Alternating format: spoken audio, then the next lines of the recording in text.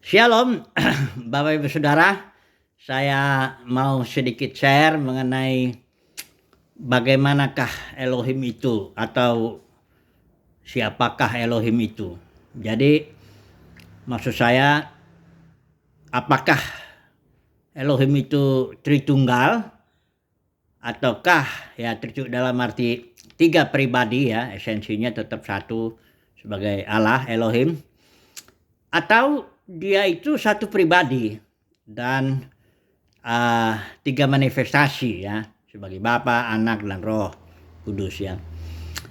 Ini saya tidak mau masuk soal perdebatan soal itu, sudah berabad-abad dan ya udah saling membidatkan dan sebagainya. Saya tidak mau itu, tapi saya hanya merasa tidak terlalu puas lah dengan penjelasan Elohim itu Tritunggal atau Elohim itu satu pribadi, tiga manifestasi gitu. Saya hanya mau mengungkapkan sedikitlah keyakinan saya bahwa Elohim itu adalah keluarga. Keluarga sejati itu adalah Elohim, ya. Mengapa demikian? Kalau dalam Injil Yohanes kita lihat pewahyuan Bapa dan Anak itu sangat dominan dalam pemberitaan Yesus, ya, kepada para pemimpin Yahudi, dan justru karena itu Yesus itu dipandang menghujat, ya, dan karena dia menyamakan dirinya seperti Elohim, ya.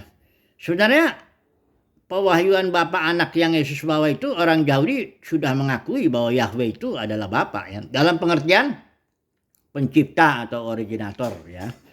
Tapi yang Yesus maksud dengan Bapa Anak itu betul-betul dalam arti seperti yang kita pahami sebagai keluarga manusia di sini, ya, Bapa, Anak, ya.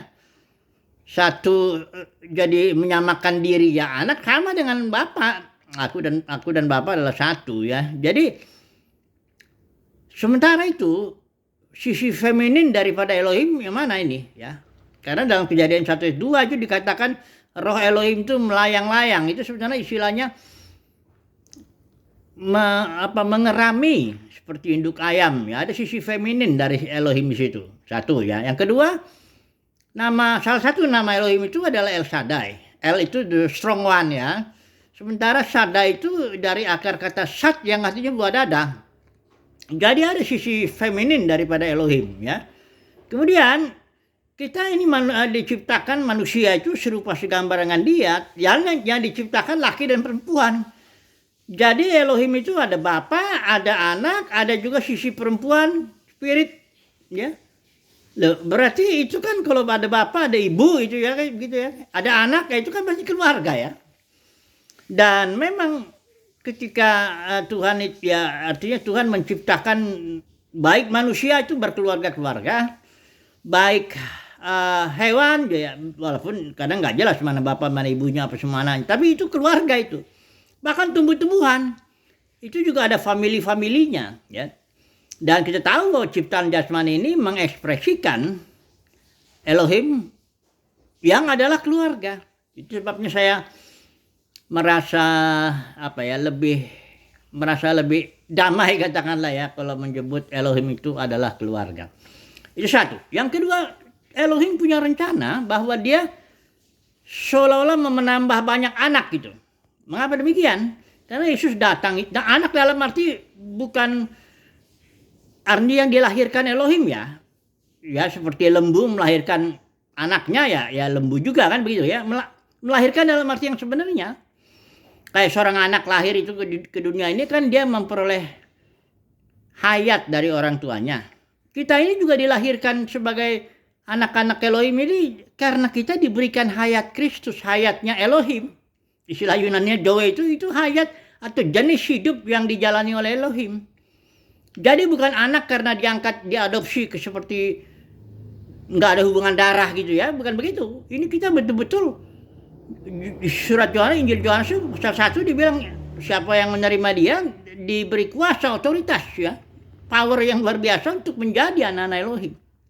Dan Yesus juga menyebut ketika sudah mati bangkit, dia menyebut kita itu saudara-saudaranya, ya. Tapi ini bukan berarti kita menjadi Elohim, bukan. Karena Yesus juga mengatakan di Yohanes itu bagian terakhir, aku datang kepada Bapakku dan Bapamu, pada Elohimku dan Elohimmu, pada murid-muridnya bilang begitu, yang membuktikan bahwa Yesus itu punya hubungan spesial dengan Bapaknya. Ya, enggak sama dengan kita. Demikian juga Elohimnya Yesus itu yang disebut itu tidak sama dengan Elohim kita. Dalam arti tetaplah Yesus sebagai anak tunggal itu tetaplah. Jadi kita artinya kalau dikatakan kita menjadi anak-anak Elohim, itu bukan berarti kita menjadi Elohim. Ya. Jadi tapi kita jadi satu keluarga dengan keluarga sejati itu, yaitu bapak, anak, dan ibu, ya. Ibu itu femininnya itu. Betul-betul kita dilahirkan oleh dia, ya. Dan dia Bapa dalam pengertian bukan seperti orang Yahudi ngerti Bapa Yahweh itu Bapa dalam arti pencipta atau originator. Enggak, dia Bapa kita dalam arti karena kita ada hubungan darah, ada hubungan hidup yang sama seperti Bapa dengan anak, ya. Memiliki hayat yang sama, ya. Ini luar biasa. Saya merasa suatu kepuasan lah, artinya kedamaian lah ketika saya memahami bahwa Elohim adalah keluarga. Dan saya dilahirkan oleh Elohim menjadi bagian daripada keluarga Elohim. Menjadi bagian dari Elohim yang adalah keluarga, kira-kira begitu, ya. Ini sedikit share saja, tapi bukan untuk menjadi suatu perdebatan, ya. Apakah Elohim Tritunggal atau oneness atau bukan itu yang saya maksud. Tapi saya hanya merasa bahwa Elohim itu bukan untuk diperdebatkan juga, tapi untuk dialami. Dan mengalaminya adalah pengalaman berkeluarga bersama dengan Elohim. Diterima sebagai anak, dikasihi sebagai anak. Ya, pokoknya diterima apa adanya lah. Elohim adalah keluarga. Dan kita ini anak-anak Elohim dalam pengertian yang sebenarnya. Sebagaimana keluarga, ada bapak, ada ibu, ada anak, punya adik-adik dan sebagainya. Haleluya. Amin.